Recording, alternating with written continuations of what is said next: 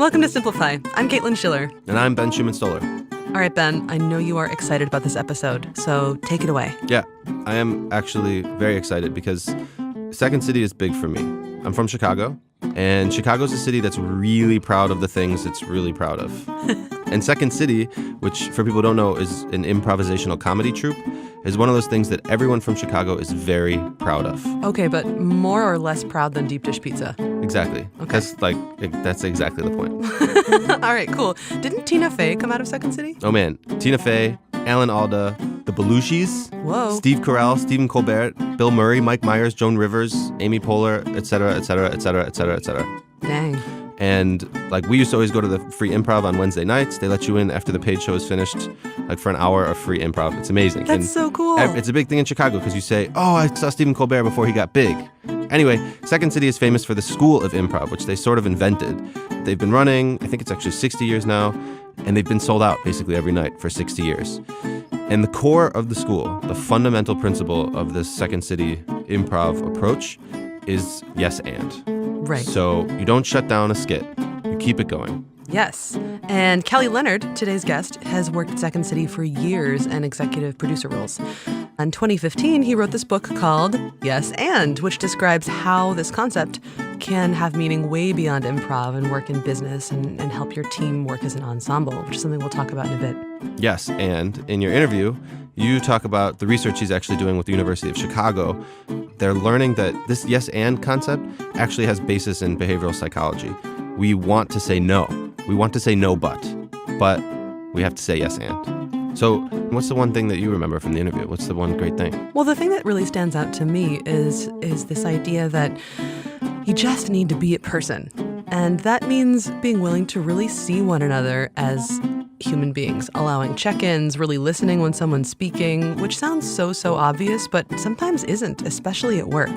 And this thing that I learned from the interview that I really loved was this idea of the self-verification theory, which is, so I see me as clumsy, but you might not see me as clumsy. But for me to really feel seen and known by you, I need you to also see that I see me as clumsy and respect that and understand it and find ways to sort of maybe adjust for the fact that that's who I believe I am. Even if you don't, you know that about me. And maybe not throw you the big ball. Maybe not throw me the big ball, or maybe let me know first. Right. Caitlin, heads up.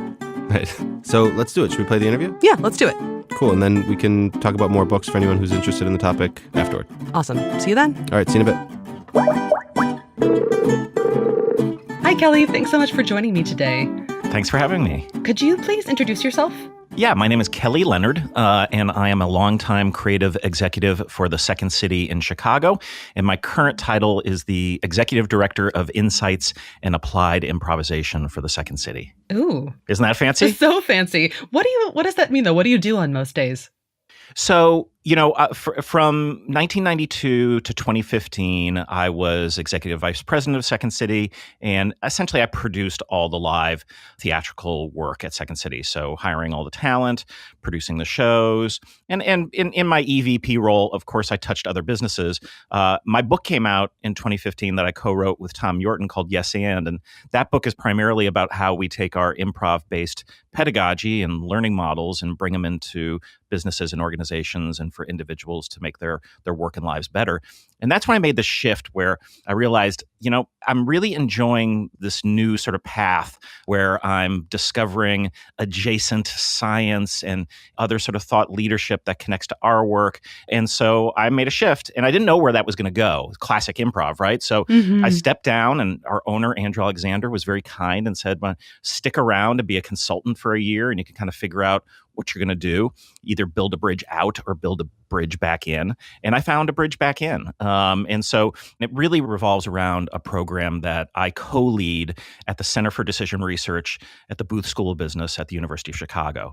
And it's called the Second Science Project. And this is pretty awesome. What we are doing is we are studying behavioral science through the lens of improvisation. So if you understand a little bit about improvisation, you know that it is rooted in human behavior. So even the idea of yes and, where we talk about to make something out of nothing when you're improvising, you can't say no, you have to say yes and. And in behavioral economics, what they understand is that people's default is to normally do nothing or say no. Hmm. And so literally without knowing it, we were sort of forging a path in improvisation while evidence and insights from the scientific community was sort of undergirding our work. And so now we've put these things together. So we do research, we create executive education programs, and we're basically trying to build a body of evidence that both supports what we do, but also allows us to change what we do should the evidence tell us otherwise. I just realized that everyone listening might not know what makes improv comedy different from, say, a stand-up comedy special that you'd see on Netflix. Could you just cover the basics of that? Yeah, absolutely. Stand-up is so different from improvisation-based comedy. And in fact, the stand-ups who have traditionally worked at Second City have had a harder time succeeding. And I think this is because stand-up comedy is a solo act. It is an individual crafting their own comedy, which derives from their very particular point of view with the audience. And you're developing that over time on these stages. And this is when people get their big Netflix special, they are usually playing small clubs for a year or so to get to the place where they can do that material. Improvisation is co-created among many individuals, which requires you to surrender often your need to be right, surrender your particular point of view. So it's this sort of group exchange. Mm-hmm. And it's very different from the stand-up experience because, as you just said, it's a solo act. But what you have in improv comedy is this thing that's called an ensemble. Right. And I wanted to talk about that some.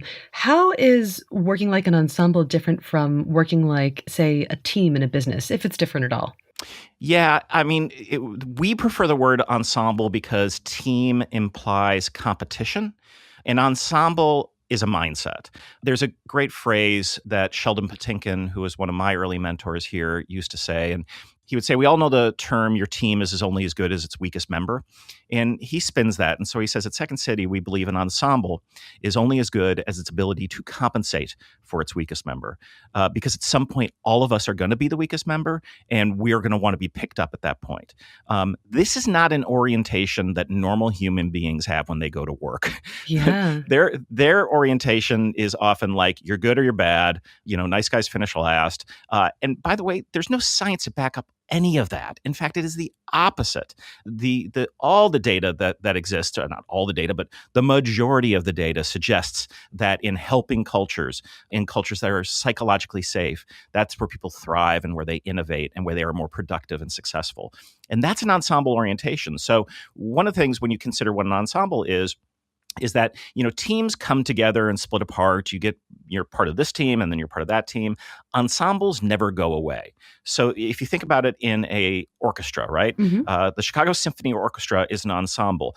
No one who's in this orchestra right now was in it 100 years ago.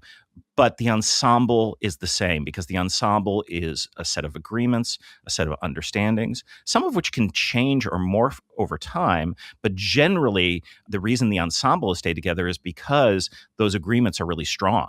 So in the sense of Second City and improvisation and our ensemble, you have to make your partner look good. You have to have partner's back. You've got to be others focused. You have to surrender the need to be right. And the list goes on. And what we find, proof is in the pudding, right? So Second City has been around 60 some odd years. We only do original work. You can't name for me another institution, a theatrical institution, that only does original work and is essentially sold out every night of the week for 60 years. Wow. Yeah. That's kind of amazing. If what you're getting in, say, a business that you or one of your associates walks into is a set of individuals who are very much individuals and not accustomed to working as an ensemble, what are some of the things that you start to do to bring them together so you can even start this kind of work? Yeah, we play games. It is as simple as that. Playing the games makes you an ensemble. So we'll often start with simple listening or focus based games, because the first thing we have to do is put the phone down. You can't have the phone during this workshop. You're going to have to look people in the eye. You're going to have to talk to each other. And many people that makes them sort of uncomfortable. But the reality is, our anticipation, there's science for this, our anticipation of how uncomfortable these encounters are going to be is wildly out of step with what happens the minute you sort of get into it. It's a little bit like a workout, and that's, if it doesn't hurt a little bit at first, you're probably not doing it right. But, really at the end of that workout, you always are like, man, I feel really good that I did this. And you know this from conversations. If you've been stuck in and you're depressed or whatever, you're not talking to people, it's like, you want to know how to get out of that? Go talk to someone, get with someone. You're going to feed off of that other humanity. So I'll give you an example. So a very sort of traditional Second City workshop will come in and we'll play a game called Red Ball, where we have people toss an imaginary ball to each other and have to thank each other for it. And then we'll add in other balls and people have to keep track of it. And so suddenly you're out of your brain of judging and fear. You're just trying to understand where this goddamn ball is. And so by the end of that exercise, people sort of loosen up like a warm-up, and then we'll get into language. And we're like, you know what? Our knowledge of human communication is that the bulk of us actually don't really listen to each other well. So we're going to lead you through an exercise. And here's one called Last Word. So two people have a conversation with each other, and the job of both parties is the last word that their partner says has to be the first word that they say. This requires you to listen to the end of a sentence. And anyone who's listening to this, try this, because you will realize I normally don't listen to the end of sentences. About midway through, I'm judging and figuring out what my comeback is going to be. And you can't do this when you're improvising on stage, because the last few words could be crucial information that could change the course of anything that's going to happen in the scene. But that's not how we behave in the day-to-day world. So our exercises really sort of shed a light on our kind of bad behaviors and then give you practice in better behaviors. If everyone is acting sort of as equals, they're all playing the same game, is there still a role for a leader in an ensemble? Yeah, so that's a great question. So we have a game that speaks to the leadership principle, and it's called Follow the Follower. So in the exercise, you have a group that is walking, almost doing a spacewalk. They're walking around a room, and the facilitator gives one person leadership. Everyone has to stay silent. That individual, though, has to reveal their leadership to someone else in the group while they're walking around and hand it off to them silently. That person needs to take the leadership and then do the same with someone else. And what this gets at is essentially, there's an organizational theorist named Peter Drucker who talks about this, but it is that leadership is dynamic and not static and not hierarchical. So, at any given time, one of us is going to be the leader because we should be at the time with our core expertise or our position, where we're standing, where we're sitting, and that changes all the time. So in a Second City ensemble, there's, of course, shared leadership within the ensemble. There's a director who's outside, who at different times is stepping in because that's their time to be a leader. There's a producer who's overseeing that director who does the same. I talked about the sort of designed environments, and so this is one that during a Second City process to put up a show, which is like a 10 to 12 week period, the director basically tells the producer when they should come in and start looking at material. So even though technically as producer, I'm the boss, I surrender my leadership to the director in the context of, I don't want to come in and start putting my eyes on the work when it is just rough and they're trying to figure it out. I am better served by coming in when they have something that I can then contribute to because they've gone through that sort of early stage stuff. And there's a lot of these sort of like unspoken handshakes and truths that we've got here at Second City that speak to the same thing of understanding that leadership is always dynamic, and sometimes the role of a leader is just to get out of the way. So to effectively get out of the way so that a team can, or an ensemble can do its best work, that requires rescinding ego in a really radical way. Yes. Are there games that you play with people to help them to do that? Because it's so tempting to hang on to a title that feeds one's ego. Oh, yeah. I mean, and there are exercises that we've crafted and customized that are recognizing that someone with a giant ego who has trouble with this tends to do this, and can we put them in a position of constantly having to play low status, or whatever. So yeah, that's the root of all these exercises. And in fact, we're actually doing a study right now with Charles Lim, who's a neuroscientist at the University of California, San Francisco. And he, in the past, has studied musical improvisers using an fMRI to see what happens in the human brain when they improvise. And now he's doing it with Second City talent, doing verbal comedic improvisation. And in both studies, what they were discovering is great improvisers, what's happening in their brain is the part of their brain that is fear and shame based goes down. You're literally in a different brain state when you're improvising. And that means reducing fear and shame. And I think if you're looking at the root of most bad behavior, it's rooted in fear and shame. And it doesn't take a genius to sort of then think about that and look at, oh, what's happening in the world today? You know, why is the conversation we're having, especially in my country, so terrible? And you look at both ends of the political spectrum, and they're awash in fear and shame. So true. And this ties back into something you were talking about before, which was creating psychologically safe environments. What is that? What does that mean to you? So, Google did this big study where that came out as like the number one thing that you need to have effective teams is psychological safety. And so going back to our scientist friends, I'm like, so what does this mean? And really it means it's a place where people feel free to fail, and there's risk, and there's honest, authentic feedback that's in the moment. Again, where one is not trying to lead through shame or fear. You're going to lose your job. You're not good enough. You don't care. All that's out the window. It's much more of like clear expectations, a lot of communication, a lot of authenticity. Transparency is huge, especially with regard to leadership. So why are you asking me to do the things I'm doing? If I have a good understanding of it, I can get you to where you want to be. Because, it's likely that we do not have all the answers. There are so many variables in any business, and they change day to day based on new technologies and new innovations and new understandings. So if you can empower your people with an understanding of the core mission and values of your organization, the ultimate goals of what success kind of looks like, you can allow them to kind of craft their own path and have a great deal of autonomy. That's also crucial to being psychologically safe. Give me autonomy.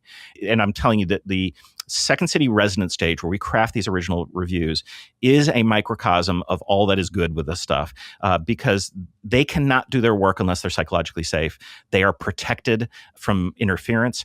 And the only times we've had problems is when that kind of breaks down for some reason or another. But luckily, mostly it hasn't. Mm-hmm. What happens when it breaks down, or what are the things that come in that contribute to breaking down a psychologically safe space? So if you have someone, so let's say there's always alphas, right? Alpha personalities who are around that you really rely on to be kind of a loud voice in the room. If that loud voice, if their value system doesn't jive with everyone else's, that's a problem. And what happens then is you sort of have people not telling each other the truth, and you have people keeping things from each other or trying to hold on to power or, hold on to communication. So a lot of the sort of petty behavior that we saw in our grade school classrooms, all that stuff starts to come out. And everyone who has a job knows exactly what I'm talking about, because it happens in the workplace all the time. It is so petty and small, but it is absolutely rooted in just how we tick as human beings. And the recognition needs to be there that, look, we're going to fall into this, right? I equate it with going to the gym. You don't go to the gym once and have a workout and go, I'm good. Those muscles, they're all they're tuned and it's fine. Yearn for a world in which that is true, though. We all do. But no, you have to practice it. If you want to keep in shape, you have to do it regularly. And that is the same thing with this.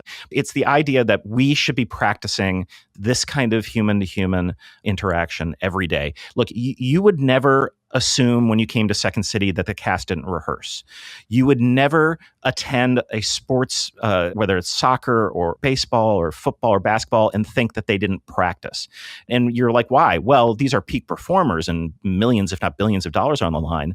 What is business? I mean, these businesses also should employ peak performers and billions of dollars on the line. You mean to tell me they don't need practice, but these other people do? It defies any sense of the reality of who we are as human beings and how the world operates. Are there any tenets of improv that we can use to bring things back on track? Yeah. So yes and is a perfect example. If you're in a meeting and someone is no-butting you, or just knowing you, Mm-hmm. we have a very quick path to being, all right, I'm not hearing a lot of yes and. So that's a way of really sort of getting you on track. It's interesting. Dacre Keltner is a scientist out of UC Berkeley, and he's done some study around the pro-social aspects of gossip, which I find really interesting, which is that when we're gossiping, is we're pointing out that someone is breaking the rules as we understand them, the sort of trusting bonds, they're not playing by those rules. So we use gossip to sort of double check that we're right? They're wrong, we're okay. And that is a way or an opening door to get that person back. And I find that very interesting because these cues that we talk about in improvisation sort of are all pointed towards a similar thing of like, we have these shared values, we've all agreed on them. If you're stepping out, I can call you on you're not yes-anding. I can call you on fighting for just your own thing and not sharing. So yes and improv in general, it has a lot to do with reading the signals that you're picking up from your environment. Hopefully it's a psychologically safe one. But sometimes you can't really tell. Is it ever okay to ask questions in improv? Oh, yeah. So that's a great question. So many beginning improv teachers will tell you not to ask questions because indeed at a beginning level, that is kind of a bailout that won't allow a scene to progress. Conversely, when you master improvisation, asking questions is a huge part of it. And what we know from science is you need to ask a lot of questions of individuals to get to their truth. So I have a particular concept of this that we've dealt with in Second Science Project. And it's based on a thing called self-verification theory. So I think most of us feel like we want to be seen as our best selves, our prettiest selves, our smartest selves. And self-verification theory tells us something different.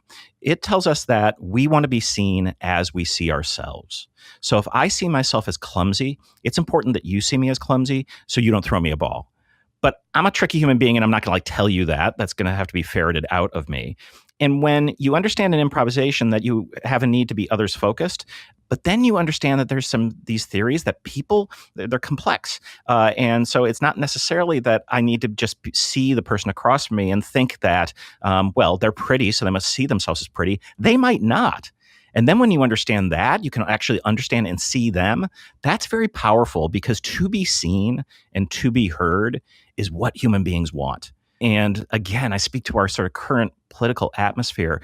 If identity isn't at the heart of everything that we're seeing in the world right now, that people feel unseen widely from the margins, that this is at play every day in the world that we exist.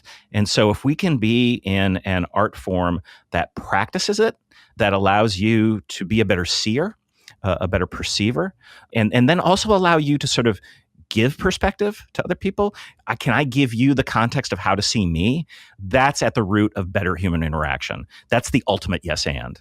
I wish that I could show you my face right now. I have that squinched eyebrow, kind of look on my face. I think that's a good thing. Yeah, I think so too.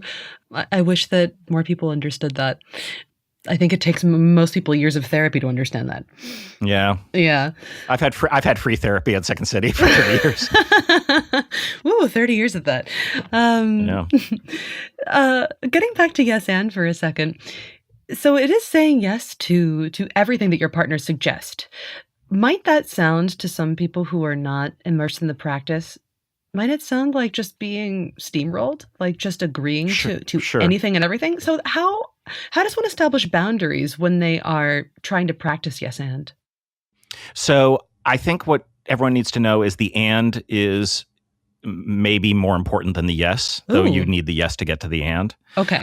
So you're not just agreeing with the thing that was said to you. What you're doing is you're agreeing and adding. And in that add, you are allowing the thing that you've just yesed to be morphed and changed together. And so what yes and is really about is a way to get to an abundant amount of ideas in a shorter period of time. It's a faster route to creativity. And by the way, that allows you room to say no a bunch. We are really into the no's and the edits and the eliminations, but only after we've allowed everyone to yes and together. So the other thing that does, it allows a seemingly bad idea to stay and linger, because sometimes those seemingly bad ideas end up being really cool ideas. I talked to a guy the other day who said, allow yourself to put a bunch of garbage on the whiteboard. And I'm like, yeah, that's a yes and.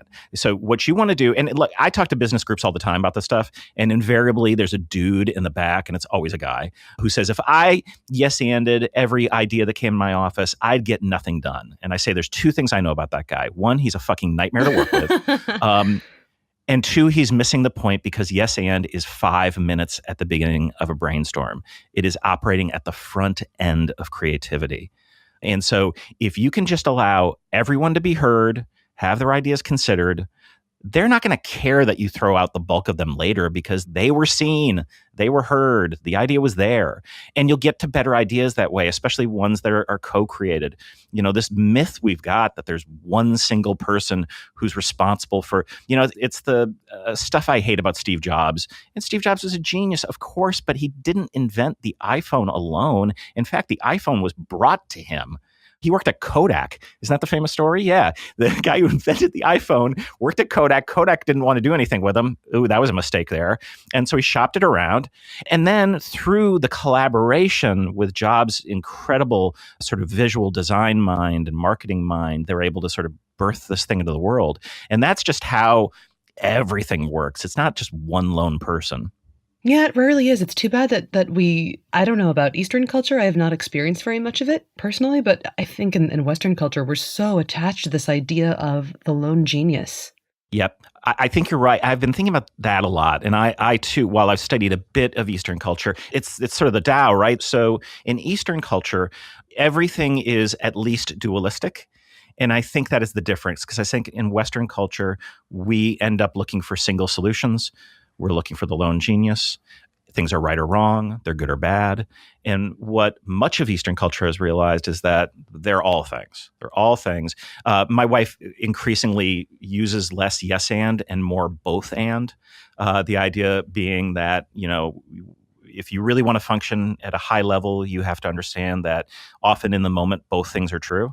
And your ability to sort of be agile in the moment with two opposite ideas is a sign of real intelligence, and is probably a better way to get to what will end up being true.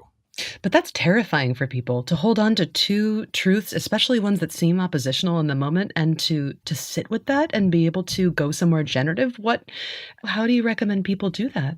They practice. That literally improvisation is a practice in that.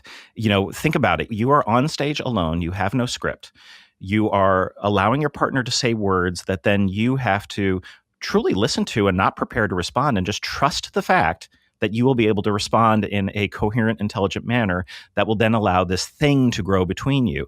So again, I think the fear and shame reduction is a huge part of it. That frees up our sort of cognitive ability to be more agile. And then you're just sort of practicing your attention, your breath, your wordsmithing, your physicality, all these different things. You know, look, we are all acting in the world as human beings. That is what we're doing. We're acting in the world, but we don't have rehearsal, and we should. So if you can embrace a practice, and many people do this, it's people who do Tai Chi and people who do yoga and people who do improv are basically sort of saying, okay, I need some practice in this area that will make me be more attuned in my day-to-day life. So what are improvisational techniques in a meeting? There are like 8 people in a room. They're trying to come up with a new marketing campaign. What does it look like to use yes and other tools that you teach in a room in that way? Okay, I love this one because people are terrible at meetings. So here's the first thing. No meeting should be longer than 30 minutes, and really it should be no longer than 20 minutes. And you should designate the first 5 minutes of all yes and. So if before that, you do not hold a meeting unless there's a reason for the meeting and everyone else understands the reason for the meeting. So before they even go into the meeting, there's got to be a reason for the meeting, and then they understand what the meeting is about and generally what's going to take place. Assuming the idea is to brainstorm a new marketing plan, the first 5 minutes are yes and. You get the whiteboard out, and I want every idea. There's no bad ideas. We're going to write down every single thing here. And then after that, what you have to make sure is that every person in that room is both not blocked. So where are they at? Does someone have an injury? Is someone have problems at home? Is someone happy? Is something really good happen to them? What's the state of everyone? So you can sort of level state, and so that everyone's very transparent with each other. It's like, here's where I'm at. Because that kind of shared truth, as we spoke about earlier, increases sort of group bond, but also just gives us an awareness that, okay, John's in a bad way. He's got his mom sick. He is not going to be able to contribute in the way that he normally does. I need to pick up for that person. And then they also have the freedom to step back a little bit. So know where everyone's at, and then allow the team to provide, all the kinds of input that they need to. And then a leader really needs to listen to all of that, understand all of it, collect it, and then send everyone on their way and be able to sort of sift through the ideas. This is where that leadership comes in. These guys give me a bunch of stuff. Now I'm going to start to craft it. And before I bring them back together, I'm going to kind of get the gist of what I think I heard and what I think is the best path to go. And that might be, here, these are the 6 ideas that really spoke to me. Let's now get in the room and dig into these. So there's other stuff you can do in terms of applying various improv theory, but I think this idea of controlled time and place and acknowledgement of human suffering, this is also something that's ridiculous. Like, who said that we need to check our humanity at the door of the workplace? What do we have that separates us from the robots other than our humanity? That suffering and love and all of that is very powerful and totally at use. Talking about a marketing meeting, that this is what you're preying on, the emotions of consumers. So you've got to bring your emotions, and we have to understand. That doesn't mean like we have crying rooms. It just means that you have the ability to understand if someone's happy or if someone's suffering, acknowledge it. It's okay. You're in a workplace. And so just generally speaking, I think we need to rehumanize our places of work. I completely agree with you. What do you think is at the center of people? What is the thing that you wish people took better care of in each other? Oh, that's a really good question. I'm going to say radical inclusion. And what I mean by that is that we tend to not understand what inclusion really means, because what it means is empathizing with all people and getting individuals out of this idea of you are X, so that means you are Y. It means that we all contain failings and stupidity, and we contain greatness. We're complex. Some of us have really had bad cards dealt to us. Sometimes that means we've been poor, we've been abused. Sometimes that means we've been sheltered off in mansions. We've been badly educated. We've had weak mentors. So if we can sort of like approach our interactions with human beings from a place of radical inclusion, I am going to get to understand you and all of you before I judge you. And I'm going to do this person by person rather than the group that I think you're in or the group you say you're in. I think that's the only way to get out of the madness, the tribal madness that we find ourselves living in today. So I think that's it. Who taught you that? Or what taught you that? Everyone. And I say that actually with purpose. I think my experience at improvisation has allowed me to understand a really effective way to listen and also storytell. And then when I started hosting this podcast that I do called Getting to Yes And, I get to talk to all these really cool thought leaders, academics, CEOs, chief marketing officers, artists, and like I complete the learning loop. So I read the book. I have to then underline and sort of live the book as I'm doing my show notes. And then in talking to them, I'm sort of doing a knowledge transfer in the moment. And what I understand about how we learn is that's the best way to learn, is by getting the knowledge, practicing the knowledge, and then basically teaching the knowledge. And so I do this every week with someone different. So I just spoke to a guy named Murray Nossel, who's a storytelling expert. And he was amazing. The first 70 pages of his storytelling book are all about listening. And I'm like, I love that you don't even get to the other. He's like, yeah, if we can't hear or listen first, we have no stories to tell. And then he was such a elegant communicator. I can't stop thinking about his stuff, but now I have to, because I got to jump to the next book. Yeah, I understand that feeling. What's his book called? Powered by Storytelling, Murray Nossel. That's actually a lovely note to end on, because the way that I usually like to end these talks is by asking the person I'm speaking with what they've read lately that they've enjoyed. Yeah, that's a good one. Thank you so much for your time. I really appreciate it. It was great to talk with you.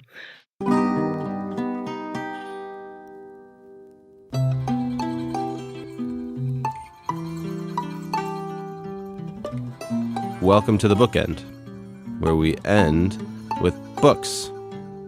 I really I still like saying that. I know, and I take so much delight in watching you enjoy it. Feel watched. I would never want to take it away from you. So just to get right into this, the thing that really sticks with me about this interview, all of these celebrities that we talked about, Tina Fey, etc. The Belushis, Chris Farley, which I didn't mention, but I should because I love him. Alan Alda. Rest in peace. Right. Belushi's also rest in peace. Yeah. Dan Aykroyd. Oh, There's a lot. There's a lot of people. Anyway, the one thing they had in common is that it's not that they were any funnier than any of the others. It's that they were able to surrender themselves. Mm-hmm. I think that's an amazing concept. Like, they could work successfully with other people. That might be the business application of this. Yeah. But surrender yourself all of the time. Get used to that. Get used to giving yourself up, focusing on somebody else. I don't know. I think that's just an amazing insight. Right. I totally agree. I think it also relates to the fact that improv is based on these agreements, and that the agreements between you and your partner or your ensemble that 1, I have your back, 2, I will make you look your best, and 3, I will rescind my need to be right. You have to be able to deny yourself the ego trips and just, I guess surrender is the right word for that, and agree that you're there for the other person. And that is what allows that fear and shame part of your brain to click off, because Right. you're focusing on something outside of yourself and focusing on your agreements and the task at hand rather than how you're feeling and who you are and who you think you're supposed to be with someone in that moment. Cool. Yeah. So if people are into that, we should give them more books. We definitely should. Do you want to go first? I do. I would love that. So my recommendation is actually a former Simplify guest. His name is Julian Treasure. He's worked in sound branding for a while. He's just basically an expert on listening and hearing, really. He recently wrote this book called How to Be Heard, and I think it might have come out of a TED Talk that he did that has thousands upon millions upon numbers views. People really, really love this TED Talk. It gives these amazing practical pieces of advice on how to be heard and how to listen, which are really not as obvious as you would think. And it's not something that we think about breaking down a lot. But in this book, Treasure talks about obstacles to effective communication. They can be hyperbole. So you're late all the time. You're always late, Ben.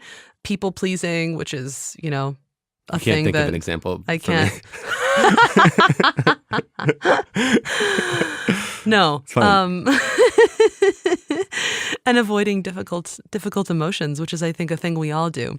So it has tips on how to deal with things like that, but also super simple stuff like posture and eye contact.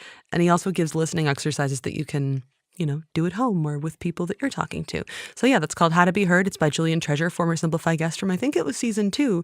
So go back and give that episode a listen to. We'll link to it in the show notes. Nice. What are your picks? I got 2 books. So when you were talking about surrender and enabling people to be their best, understanding who they are, Kelly Leonard mentioned Peter Drucker. And Peter Drucker is this management consultant, writer, philosopher who's wrote dozens of books about management. One of his most famous ones is called The Effective Executive. Oh, yeah. And it's about how the effective leader, quote, gets the right things done. It's got a little David Allen kind of vibe to it. I think David Allen likes Peter Drucker. David Allen, the getting things done dude. Exactly. The idea is the effective executive, which is a little fancy sounding. I would just say a good leader, even a good colleague, knows how to focus on what's important, helps people improve, focuses on people's strengths, right? Don't focus on the weaknesses, focus on the strengths. And basically, in order to get the right things done, it means avoiding the wrong things and avoiding unproductive things. So to me, that just sort of ties into this whole, I brought it up because Leonard mentioned it, and I can see this link between improv and a very hard business management consulting book, which I think is really cool. And sort of related to that is my second recommendation, which is a book by Laszlo Bock, who was the former senior vice president of people operations at Google, basically head of people at Google. The book is called Work Rules. It's like a play on words because it's work rules and also the rules of work. Excellent. Nice. And also Chicago. Wayne's World. Nice. This is the big hometown episode for you. Yeah. Yeah. So he mentions, Kelly Leonard in your guys' talk mentions a Google study where they found out that the key to working well in teams is actually psychological safety. It's not efficiency, productivity, Ivy League education. It's actually psychological safety. And again, this goes back to what you're saying. Surrender, not only know me, know my strengths, but also build an environment where I can surrender, where that's safe, where I can be funny. Right. Where it's safe for your fear and shame centers to shut down and you can just be. Yeah. So this book is really cool because it really shows from inside of Google how they, for example, learned from their mistake of only hiring people from Ivy League schools into focusing on hiring people who have resiliency. And then it keeps going. Again, psychological safety. The way that you can build that, if you're a leader or if you work in a team, is clear expectations, communication, authenticity, and transparency. And transparency is a very difficult term. So it's like what Kelly Leonard says, essentially the answer to, why are you asking me to do this? And if you have all of that, you will have a great team. Great. Those are the books. Work Rules, How to Be Heard, and The Effective Executive. Effective executive. Say that I 3 can times feel fast. how much you enjoy saying that. The Effective Executive, Effective Executive? Yes. Cool. All right. This episode of Simplify was produced by me, Caitlin Schiller, Ben Schumann-Stoller, Nat Dorishkina, Terrence Mickey, and Ben Jackson, who wanted us to tell you to stop replying to really long, thoughtful emails with just the word, okay. You can find us on Apple Podcasts, Spotify, all the podcatchers you know and love. As always, if you like this episode, just share it and leave us a comment. We haven't asked anyone to leave us comments, but we got comments. I like comments. Yeah. I read comments. Me too. We'd love to hear what you think of the season so far. And, are you liking the guests? How about this format? Let us know what you think. We care and we use your feedback to make changes. So email us at podcast@blinkist.com, or you can talk to us on Twitter. I'm Caitlin Schiller and Ben's at Bisto. Yeah, and shout out to Juan Gabriel, who reached out to us via email a couple of weeks ago. That's nice. Cool. So last thing, Simplify is made by the same people who make Blinkist, which, if you don't know, is where Caitlin and I work. It's a learning app that takes insights from the world's best-selling nonfiction books and condenses them into these cute little capsules of knowledge that you can listen to or read in just 15 minutes. And if you want to try it out, we made another voucher code for this episode. That means that you can go to Blinkist.com/friends, type in the voucher code yes and, all one word, yes and you get 14 days free. Also, is this the last episode of the season? Maybe, maybe not. Episode 6? Episode 6. We did it. We did it again. We did it again. Indeed. They said we wouldn't do it. Nobody said that. No, everybody said we would and we had to. Do you know if there's going to be a bonus ep? I think that there might be. So stay tuned. In a couple of weeks, you will be seeing one more episode from us. All right. Season 4. Yes. In the bag. Nice. All right. Checking out. All right. Check it out. See ya. Bye.